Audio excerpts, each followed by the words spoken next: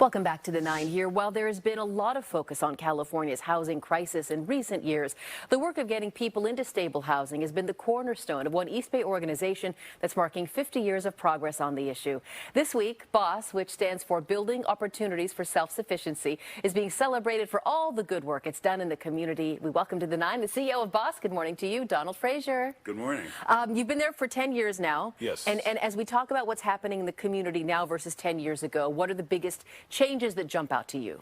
Well, I think obviously the homeless crisis has grown, and I think the government is responding to it in many different ways. One of the ways is coordinated entry, which has its own challenges, but I think the idea around building more housing and creating more access to housing is key. Do you see enough cranes doing work in places like Oakland and around Alameda County? Well, I'll tell you, we just broke ground on a 39-unit affordable housing property in Berkeley. So, and also with the city of Oakland, we opened up 100 community cabins on Wood Street, in addition to RV safe parking on Wood Street as well. So there is some motion going forward. Also, we're partnering with Elaine Brown with Oakland in the World. She's building 79 units on 7th and Campbell and Oakland. And we're partnering with her to do the supportive services. So there's movement. And like you said, supportive services, it's more than just housing, because so many of the people who don't have stable housing also don't have adequate health care, a path to a decent job, a cell phone with which to line up a job interview. Take us away from the very center. Okay, let's just say you have the apartment. Now what? What else do people need? Yeah, well, the idea is to really stay with them until they stabilize in the apartment and in the community that they live, and connect them with obviously income, obviously benefits, and connected to community assets, and just stay with them to make sure that they're okay, and if they have a family as well. How does this connect to criminal justice reform?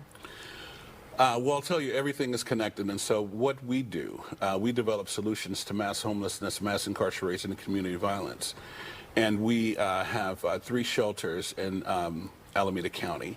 Our geographical footprint is in Berkeley, Oakland, Hayward, and San Leandro. And we have shelters in Berkeley, Oakland, and Hayward, actually a safe haven program in Oakland, and 2 shelters, again, in Hayward and Oakland. Then we have our community cabins project, we have our RV safe parking project, and then we have the developments that are coming on, as I mentioned before, Step Up Housing in Berkeley, and then the Black Panther and 7th and Campbell in partnership with Oakland and the World.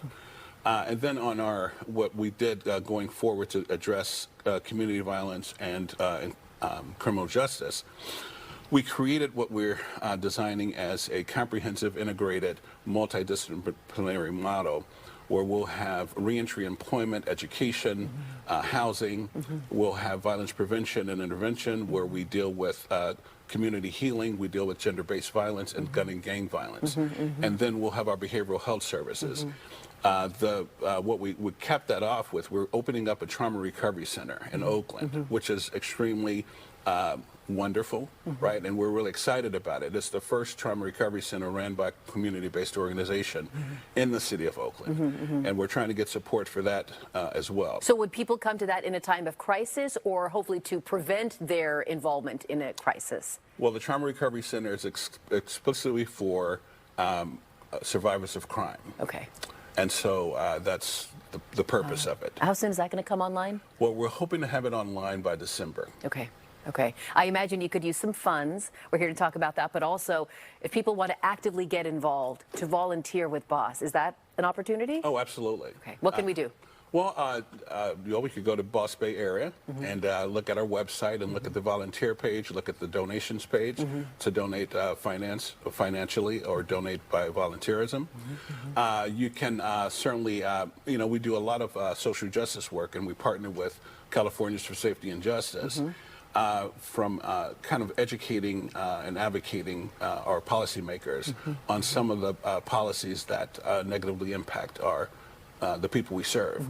And so, we're looking for folks to help us out with that as well. Making change on the inside and outside. Again, you've been there 10 years. I assume you've seen success stories because of BOSS. Can you tell me really quickly about one of them?